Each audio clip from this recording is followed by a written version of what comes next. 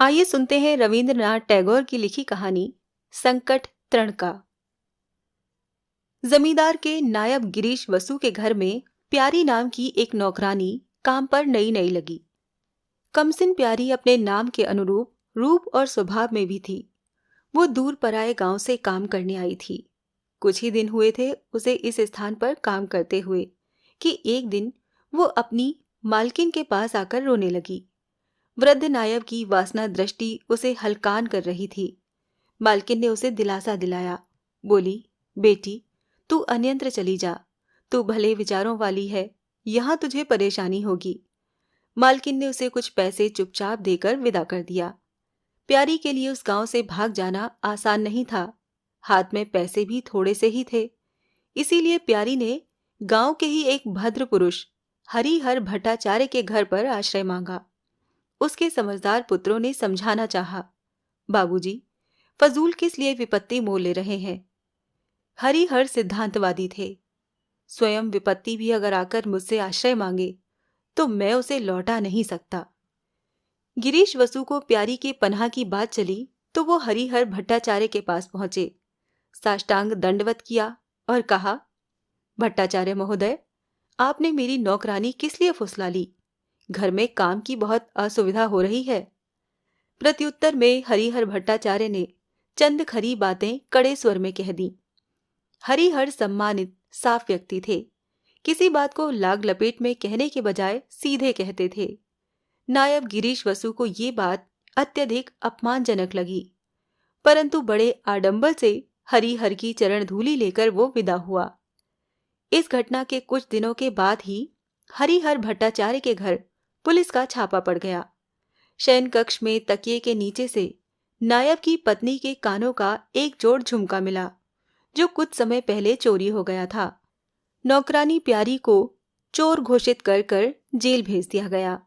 हरिहर भट्टाचार्य महाशय को अपनी प्रतिष्ठा के कारण ले देकर चोर एवं चोरी के माल के संरक्षण के अभियोग से मुक्ति मिल सकी।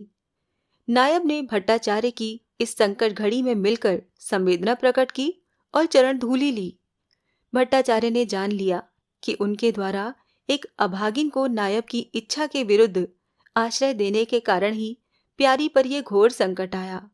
उनके मन में कांटा चुभ गया। हरिहर के पुत्रों ने फिर समझाने की कोशिश की, जमीन जायदाद बेचकर कलकत्ता चलें, यहाँ तो बड़ी समस्या नजर आ रही है। पर हरिहर दृढ़ प्रतिज्ञ थे, पैतृक घर मुझसे नहीं छोड़ा जाएगा। विपत्ति अगर भाग्य में बदी है तो वो तो कहीं भी रहो आएगी ही। इसी बीच नायब ने गांव में अत्यधिक कर वृद्धि कर दी, जिसके कारण जनता विद्रोही हो उठी। हरिहर की जमीन माफी की थी, जमींदार के क्षेत्र में नहीं आती थी और न ही कोई कर देना होता था। नायब ने जमींदार को भड़काया। हरिहर भट्टाचार्य ने ही जनता को कर नहीं देने के लिए बरगलाया है। जमींदार से आदेश मिला, जैसे भी हो भट्टाचार्य को ठीक करो। नायब गिरीश वसु ने हरिहर भट्टाचार्य की चरण धूलि लेकर जमींदार का आदेश सुना दिया। आपकी सामने की वो जमीन परगना की सीमा में है, अब आपको उसे छोड़ना होगा। हरिहर ने प्रतिवाद किया, ये क्या कह रहे हो? वो तो मेरी बहुत दिनों से दान स्वरूप प्राप्त जमीन है। परंतु हरिहर के आंगन से लगी उस जमीन को जमींदार के परगने में शामिल बताकर नालिश दायर कर दी गई। हरिहर ने अपने पुत्रों से कहा, अब तो इस जमीन को छोड़ना पड़ेगा। मैं बुढ़ापे में अदालतों के चक्कर नहीं काट सकता।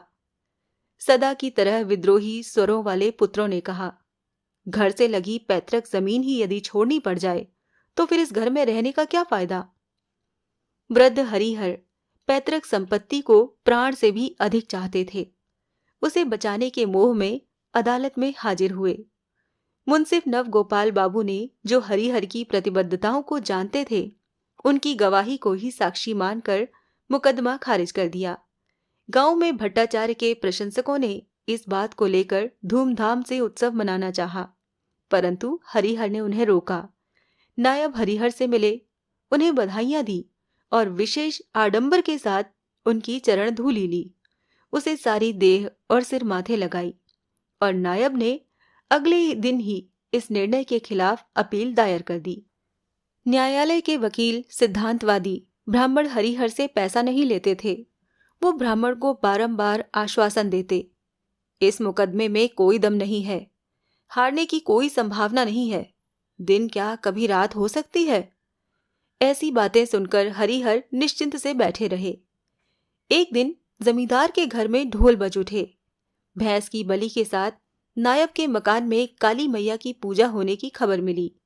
भट्टाचार्य को खबर मिली कि इस आयोजन का कारण अपील में हुई उनकी हार है।